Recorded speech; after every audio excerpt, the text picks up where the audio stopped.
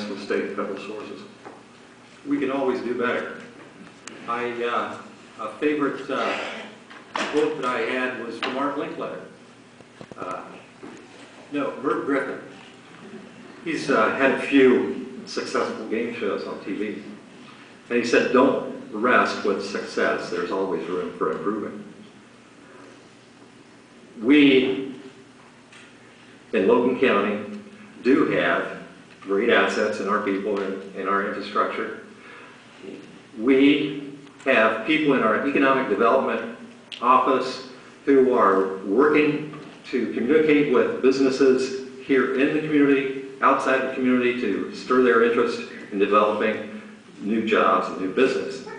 I found that in my position to assist and facilitate those people that are experts is my best use of time. It's probably the best use of the public's monies to use these people who are experts.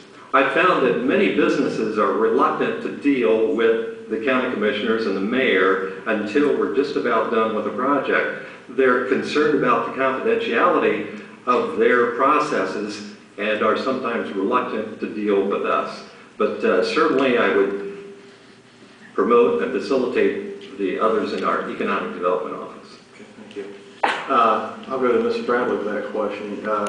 Is there enough to pursue development and economic grants from the state and federal sources? And if you don't think so, do you have specific ideas as to how to do that better? As my position as township trustee, we've had the opportunity to go out there and ask for grant money to visit with different individuals. And it seems like not so much of what you know, it's who you know. If you can find the right person to sit down and do the grant writing and put that forward, the money is out there from state or federal businesses. When we worked with the EMA, when we had the ice storm in 05, the red tape was horrendous of what had to be done. But we worked with them.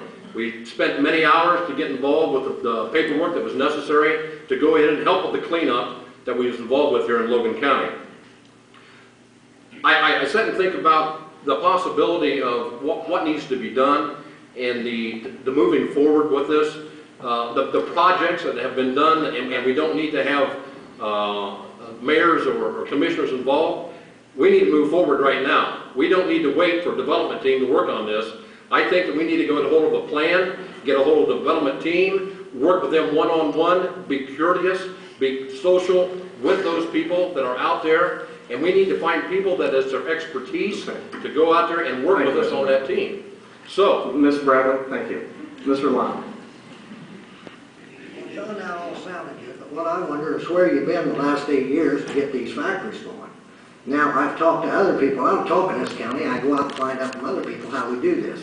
First thing, every building in town should have been done by now, from the historical side, National Historic Society. We're talking about grants at this point in time. That's what I'm talking about. That's grant money. Okay. Grant money. That's for the Historical Society. They take care of all this. They build these things out. So, what you feel that they need to do more to pursue grants? Just what I said. Okay, yes, so how do we do that? Done.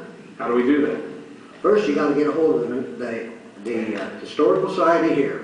Then you get a hold of the National. You get on the National Register. Then they come up here and determine what they need and what they can do, and they fix these buildings up. These buildings could have been done a long time ago. It shouldn't have been sitting there falling down. It should have been done. And then you can start putting people in these buildings. And that's what we need. We need full stores. We don't need empty ones. We need someplace people got to go that they can shop and bring the business back downtown and make it look like something. Last year at Christmas time, it looked like a ghost town. We didn't have a Christmas tree up. All right. Let's get together and get started. Mr. Bayless, I guess, do you have specific things you think that should be done to, regarding state and federal source, again, grants? Is there things that you think that can be done more, specific steps that we could take? Certainly. I mean, if you have them. But to play off of what these two gentlemen said, in the last 8 years, we have been pursuing economic development with businesses that are in Logan County. We have the AGC Glass out on the west side of town that has expanded both in their footprint and in the number of employees. Honda Transmission has had millions of dollars of improvement and hundreds of new jobs. We have a new business over in DeGraff. Mid-States Container moved out of DeGraff up to a building up on 274. They're adding space up there. We have NK Parts, which has built recently over here near East Liberty. So we have been doing things in Logan County to bring new business in and expand it. Okay. Mr. Lau, what role should the commission play? You mentioned, I think, earlier about the fairgrounds. What role should the commission play in developing a civic center and the fairground operations? They should be the ones that lead this thing. The fair board and people on the fair board have tried for many, many times and go somewhere to get a fairground started.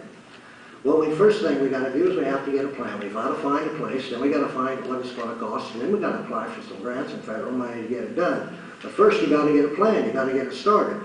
This one out here is a waste of time. And I already know places that we can start. Some of these people that have been looking for fairgrounds have got us pretty near a Kenton to open up a fairground. I think we should at least keep it here in Logan County. And there are ways to do it if you step down and start a plan. Now, like I said, a community center to hold events like this, and a state-of-the-art fairground. One like they got down in Xenia that they put in after the hurricane and all that. This is what we want to do. We can do it because everybody can use it, not just the people in this county, but all over. Other counties, other people come in. And it's not just 1 week a year, it's 52 weeks a year that you hold events out there. You get paid for it. It's just like owning a business, and it's an asset to the community. And that's what we need. That's what the people are asking for. Let's do it.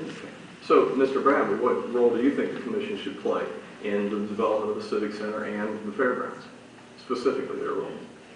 I feel that the role is necessary as a commissioner to give them information that they ask for. These folks on the fair board have done a good job for us. They've supplied the fair over the years. I have been a fair board director over the years. I look back at the communications that we had throughout the county.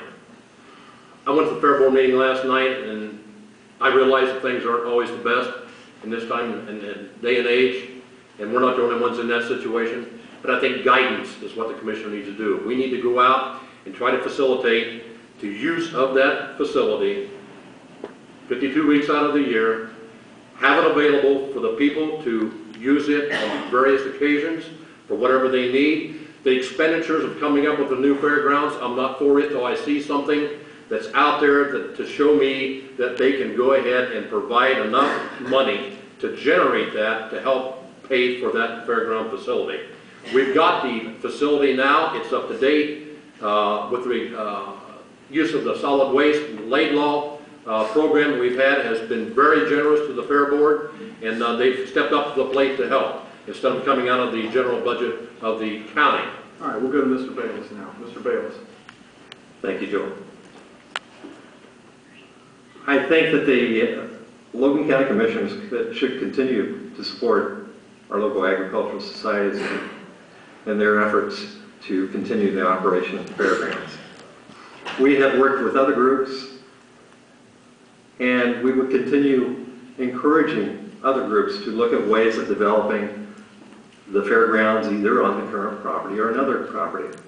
Our proposal, in fact, we made a proposal to the public, the fairgrounds, the Agricultural Society, and the Top of Ohio Expo Committee, that if they could put together a business plan that would show how the business generated from a development could pay off the debt, we would be willing to invest the property that we have into that venture.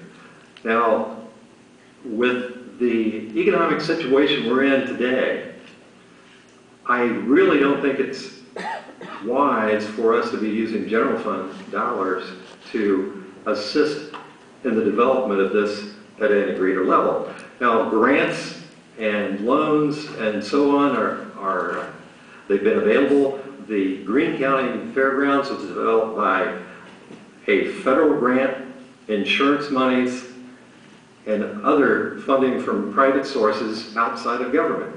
those types of partnerships are certainly things to pursue.